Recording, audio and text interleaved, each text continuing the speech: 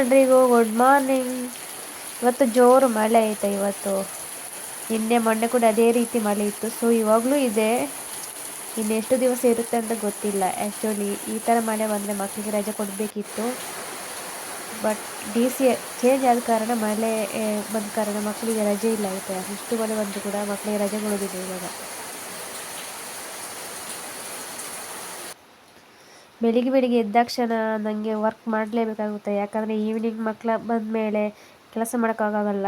ಅವಳಿಗೆ ಓದಿಸಬೇಕು, ಊಟ ಮಾಡಿಸ್ಬೇಕು, ಮತ್ತು ಈವ್ನಿಂಗ್ ಸ್ವಲ್ಪ ಟೈಮ್ ಆದಮೇಲೆ ಅವರು ನಿದ್ದೆ ಮಾಡ್ತಾರೆ. ಸೊ ಹಾಗೆ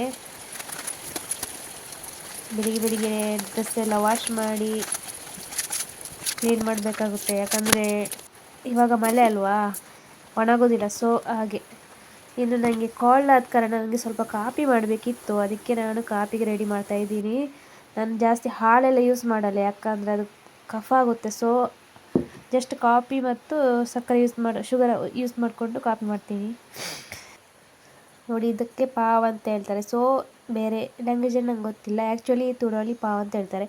ನಾನಿವಾಗ ಏನಾದರೂ ತಿಂಡಿ ಮಾಡಬೇಕಂತ ಅಂದ್ಕೊಂಡಿದ್ದೀನಿ. ಸೊ ಮಾರ್ನಿಂಗೇ ಬೇಕಲ್ಲ ಮಕ್ಕಳಿಗೆ. ಸೊ ಅದಕ್ಕೆ ಏನಾದರೂ ತಿಂಡಿ ಆದರೂ ಮಾಡಬೇಕಲ್ಲ, ಅದಕ್ಕೆ ನೀರಲ್ಲಿ ಹಾಕಬೇಕಲ್ಲ. ಅದಕ್ಕೆ ಇವಾಗಲೇ ನಾನು ಬೆಳಿಗ್ಗೆ ಹಾಕ್ತೀನಿ.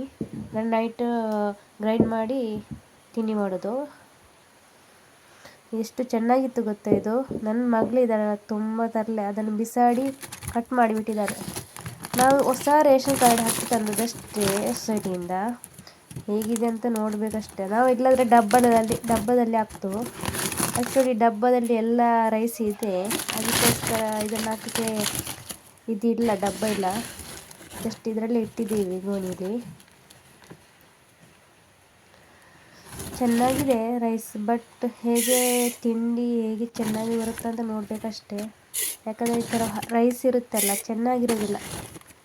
ಅದಕ್ಕೋಸ್ಕರ ನೋಡಬೇಕಷ್ಟೇ. ನೋಡಿ, ನೆನೆಸಿ ಹಾಕಿದ್ದೀನಿ. ಇವಾಗ ಪದಾರ್ಥಕ್ಕೆ ರೆಡಿ ಮಾಡ್ತಿದ್ದೇನೆ. ಪಪ್ಪಾಯ. ಸೊ ಪಪ್ಪಾಯ ಮತ್ತು ಬೇಳೆ ಸಾಂಬಾರು ಮಾಡಬೇಕಂತ ಅಂದ್ಕೊಂಡಿದ್ದೀನಿ. ಸೊ ಇವಾಗ ರೆಡಿ ಮಾಡಬೇಕು.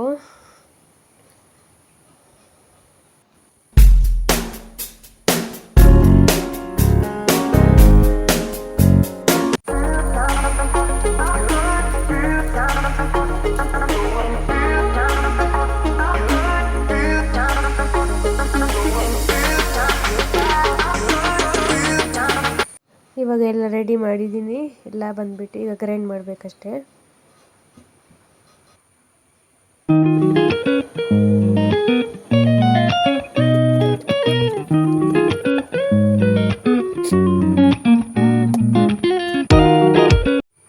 ಇದು ಬಂದುಬಿಟ್ಟು ಹೆಸರು ಕಾಳು ಆಯಿತಾ. ನನ್ನ ಮಗಳಿಗೆ ಹೆಸರು ಕಾಳು ಮೊಳಕೆ ಬರಿಸಿ ಕೊಡ್ತೀನಿ. ಸೊ ಅದು ಅವಳಿಗೆ ಇಷ್ಟ, ಅದಕ್ಕೆ ನಾನು ಹೆಸರು ಕಾಳು ನೀರಲ್ಲಿ ಹಾಕಿದ್ದೀನಿ. ಇವಾಗ ನಾನು ಕಡುಬಿಗೆ ಬೇಕಾಗಿರುವಂಥದ್ದು ಆಯಿಲ್ ಯೂಸ್ ಮಾಡಿಕೊಂಡು ಕಡುಬು ಮಾಡ್ತಿದ್ದೀನಿ. ಮೊದಲಿಗೆ ನಾನು ಒಗ್ಗರಣೆ ಹಾಕಿದ ಆಯಿಲ್ ಹಾಕ್ತೀನಿ, ಮತ್ತು ಗ್ರೈಂಡ್ ಮಾಡಿದ ಇದು ಅಕ್ಕಿ ಹಿಟ್ಟಿನ ರವೆ ಹಾಕ್ತೀನಿ.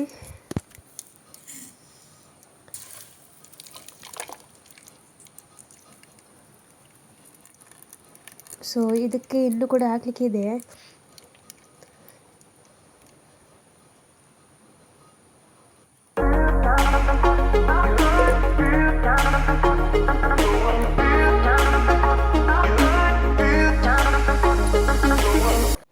ಸಾಂಬಾರು ರೆಡಿ ಆಗ್ತಾಯಿದೆ. ಇನ್ನು ಗಂಜಿ ಊಟದ ಜೊತೆ ಸಾಂಬಾರು ಸವಿಯೋದು. ನನಗೆ ಗಂಜಿ ಊಟ ಅಂದರೆ ತುಂಬ ಇಷ್ಟ, ಯಾಕಂದರೆ ಇದು ಸಪೂರಲ್ವ. ಸೊ ಗಂಜಿ ಊಟ ಮತ್ತು ಉಪ್ಪಿನಕಾಯಿ ಸಾಂಬಾರು. Okay bye. ನನ್ನ ಇವತ್ತಿನ ವ್ಲಾಗ್ ನಿಮಗೆ ಇಷ್ಟ ಆಗಿದ್ದರೆ ಲೈಕ್ ಮಾಡಿ, ಶೇರ್ ಮಾಡಿ.